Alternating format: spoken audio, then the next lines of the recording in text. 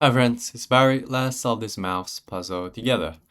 Suppose that x and y are non-zero real numbers, such that 3x plus y divided by x minus 3y equals minus 2. What is the value of x plus 3y divided by 3x minus y? So we have options ranging from minus 3 all the way to 3. So this is quite a straightforward problem.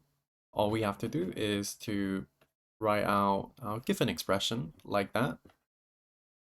So this equals minus 2.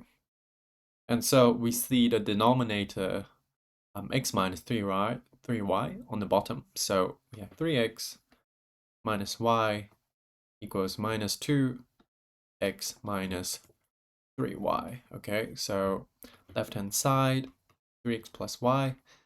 And the right-hand side, we have minus 2x and minus 2 multiplied by minus 3y. That is 6y, okay? The minuses become positive.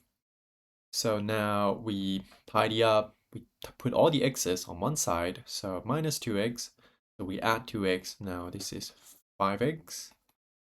And then for the right-hand side, 6y minus y is 5y.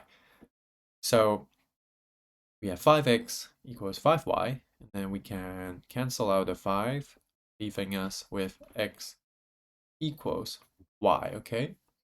So because we know x equals y, we can substitute this into our given expression, which is x plus 3y divided by 3x minus y. So let's say x equals y, so we have y plus 3y divided by 3y minus y. So y plus 3y is 4y, and 3y minus y is 2y.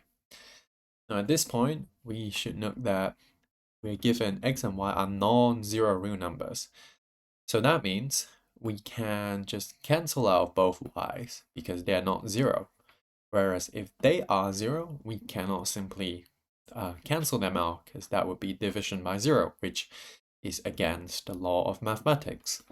So now we are left with 4 divided by 2, which is just the number 2, like here.